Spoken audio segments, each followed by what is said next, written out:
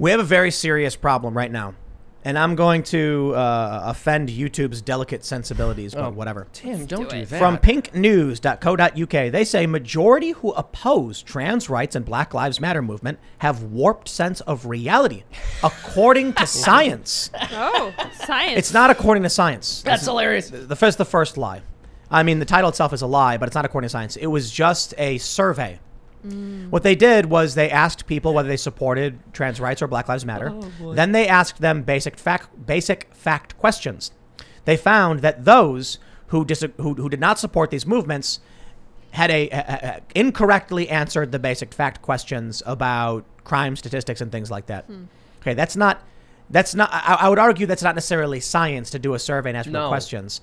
But the more importantly, the reason is, you thinking that CNN is real facts. It could be that you have the warped sense of reality, and because you believe crackpot BS, you think they have a warped sense of reality. Therein lies the big conundrum. But hey, guess what? I can actually break it down one step further for you and show us the extent of this true problem. Please. Zach Goldberg tweeted this April 11th, 2020. In this image, has a doctor or other healthcare provider ever told you that you have a mental health condition? The percent of very conservatives who said yes, they had a mental health condition. What do you think the number is?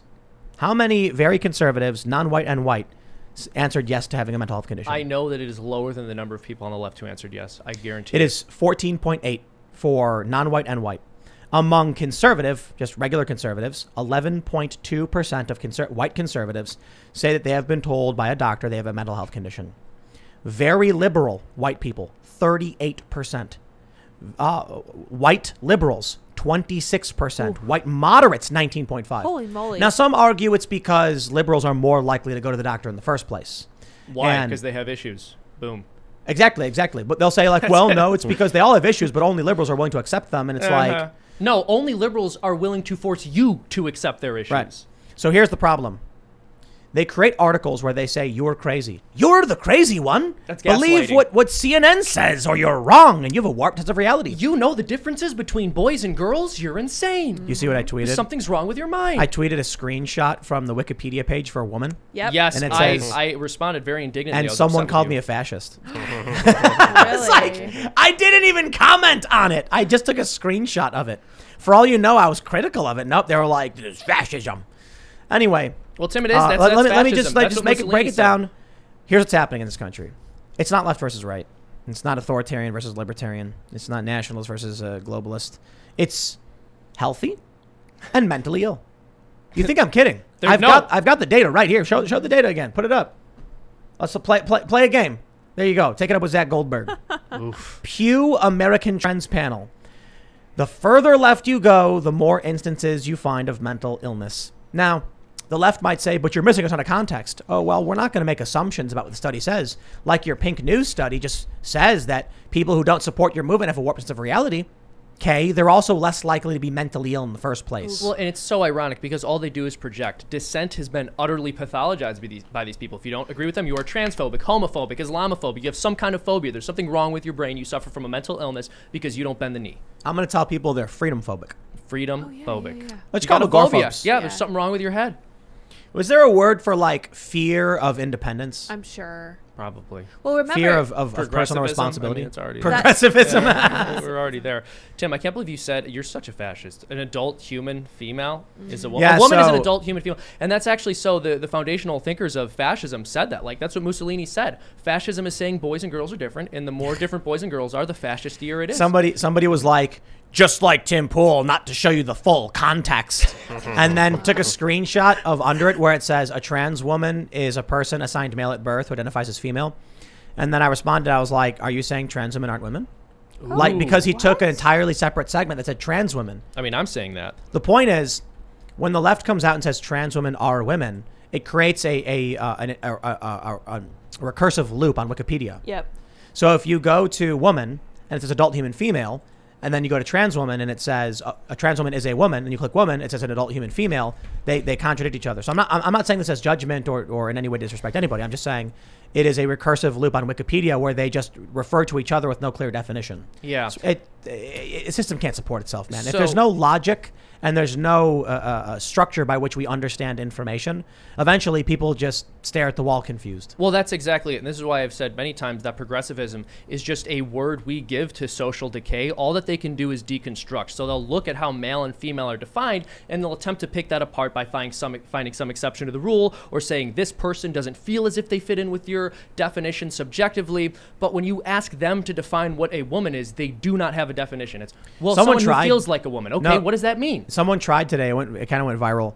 They were like, you still haven't defined woman. And the person said, well, it's the person who takes the stereotypical passive role in reproductive acts or something like that. And it's like, it's a really bad definition. That's not a definition at all. There are a bunch of guys who like doing submissive stuff or whatever. There are a bunch of women who like abuse dudes. Does that define them as female? Oh, this is crazy though. I just got this idea. Tim, what if because sex is named after literal sexual intercourse, we divided people on the basis of the role they play in that act and whether they can be impregnated or impregnate somebody?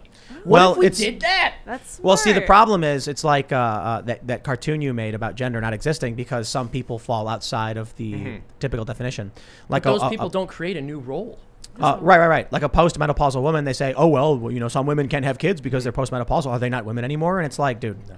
We should I'm sorry, go ahead, finish your thought. No, it's just like, it's all they're doing is arguing semantics. We should divulge more into how crazy people are, because we could just say they're crazy, but I think understanding why they're crazy is also going to be very important here, because if you look at fluoride.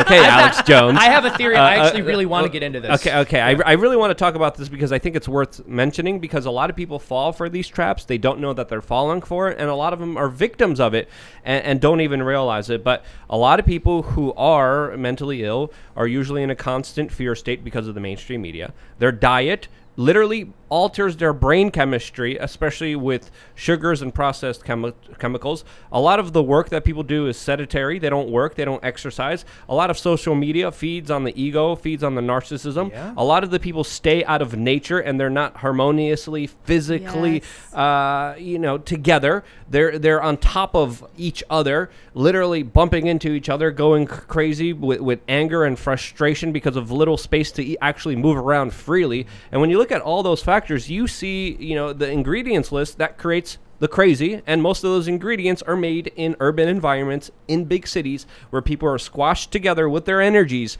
and they're all affecting each other one by one in this huge cycle. So I think, that's my list. That's what I think really contributes to the mental health crisis, which is increasing dramatically. What do you guys think is a part of that? So I think those are all fantastic points, and I have two different ideas I want to sort of move off on here. So first of all, what you're describing with these general mental health issues, people who are actually diagnosed, over the past 70 years, and I would say that this really occurred probably maybe most prominently in the 1970s, you had this Foucaultian deinstitutionalization movement. So today, there are fewer people, not even adjusting for population size, in mental institutions than there were in the 1970s. We just don't commit people anymore. Nope. So I think that's one huge part of the problem.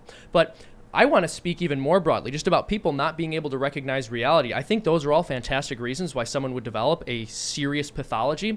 But I'm going to stick to what I was saying earlier, and I think it also lines up pretty well with what you're saying, that people have been conditioned by a society with no interest in promoting virtue to always take the path of least resistance. And the path of least resistance does not get you to the truth. And the ability to be sane is simply to see the world for what it is. The less truthful your understanding of the world is, the crazier you are. Yeah. And so if 2 + 2 = 5. Exactly. And if I am told 2 + 2 = 5, and I'm in a room and I don't know if the people in the room agree with me or disagree with me, I am more or less likely to stand up and advocate for the truth depending upon how often I say no to myself and do things that are uncomfortable.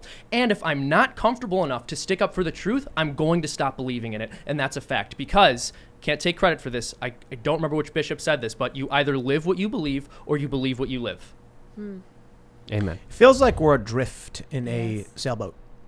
The conservatives want to pull the sail, and they can't control the wind, but they can direct their sails and guide us to a specific location. And the left just wants to drop the sails, sit back, and just say, oh. When you look at modern leftism, I think they want to tear the ship apart. Yeah, absolutely. They don't like that the ship is the people on the ship are eating the fish as they go. It's not fair. That ship, the ship is making them crazy. Mathematical principles that said 2 + 2 They're is drinking 4. the salt water, bro. Yeah. They're drinking the salt water. They don't have any lemons. We keep telling them not to do it, and they've lost it already. They're dehydrated, disturbing. and they're going insane. I wonder, but I think, looking at the Zach Goldberg data, what you see is there's a question. Does being in the left make you mentally ill, or does the left just attract the mentally ill? The latter. It's a vicious cycle. I think the left attracts people who can't see the world very clearly for what it is, and sometimes it takes advantage of people who are very well-meaning, want to help those beneath them, and have been lied to and convinced that the only way to help those beneath them is to buy into left-wing ideology. But once you're in it, the way they deconstruct the world as it exists with their nominalist philosophy, which essentially posits that everything in the world is essentially meaningless and only humans put labels on things, then you can move anything around in whatever direction you want so that it suits your particular fancies instead of having to contend with reality for what it is. To shorten what you said is being in a city makes you mentally ill, which makes you a statist. Yes. That makes sense. Is that correct? I think there's a lot of truth in that. Yeah, that's certainly one way of articulating it. I'll put it this way. When we talk about Jonathan Haidt and the moral foundations research, conservatives have all 6 moral foundations fairly evenly distributed. That seems fairly well-rounded. Liberals only have care and fairness. They disregard basically everything else. And libertarians have none but liberty. It's really my favorite. It's like, I guess in their research, they were like getting to a point where someone had no moral foundations and they were confused. And then they realized they were missing one of the foundations, liberty. And they also understand that mental health is an inside job, that no one else is going to be responsible for their mental health but themselves. And people need to work at it every single day. Like, mental health is not something that's guaranteed to you. There's a lot of things literally vying to make you unstable, to make you crazy. There's so many foods that alter your brain chemistry. Pornography alters your brain chemistry in so many negative ways as well. There's so many negative aspects that are attacking your consciousness that it's truly almost a job that you have to do as much as you can to fight for your mental sanity and health in this larger sick society that's being perpetrated by a lot of these multinational corporations that are thriving and benefiting off of it. Amen. You know what it reminds me of? Well, go ahead. Oh, I just want to jump on top of what you just said. It was interesting to me how you mentioned pornography right after mentioning food, because this has been a connection theologians have made, including the great Thomas Aquinas, that people's inability to control their appetite with respect to food often results in them being unable to control their sexual appetites. And we see that the pursuit of pleasure in these ways particularly makes people a lot less reasonable.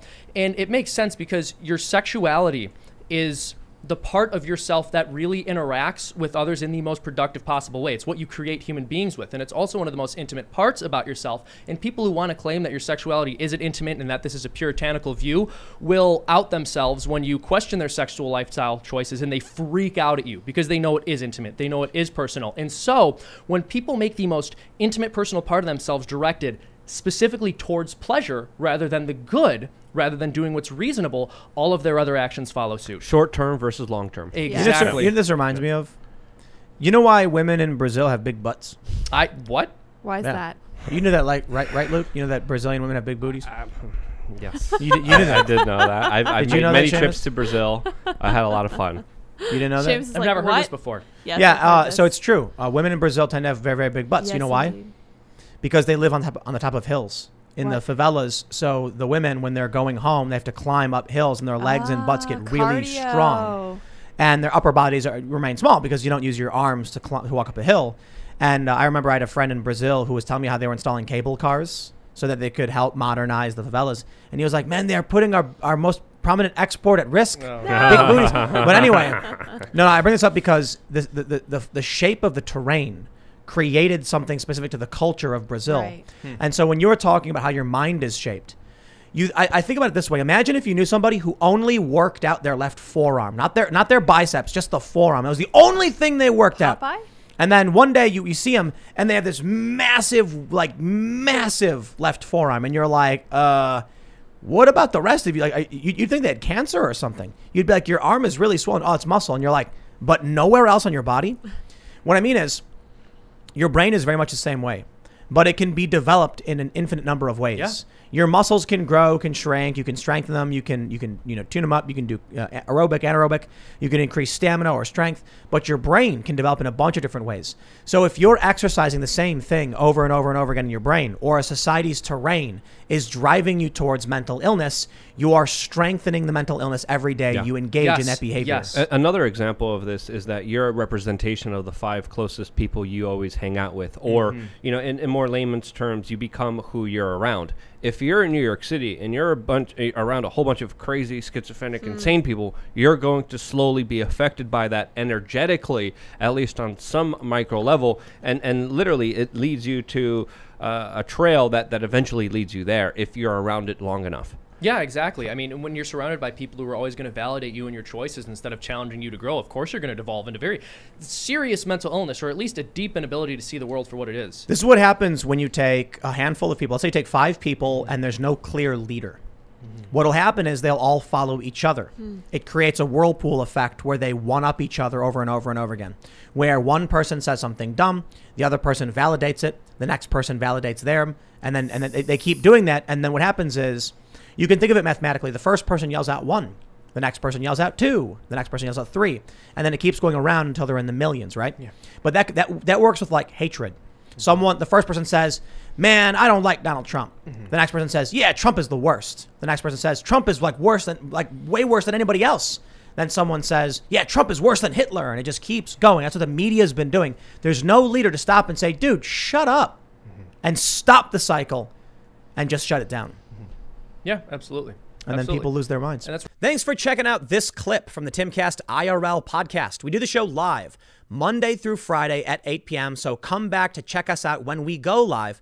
Don't forget to subscribe, hit the like button, hit the notification bell. And we are also available on all podcast platforms for free if you want to listen to us there. Thanks for hanging out, and we will see you all next time.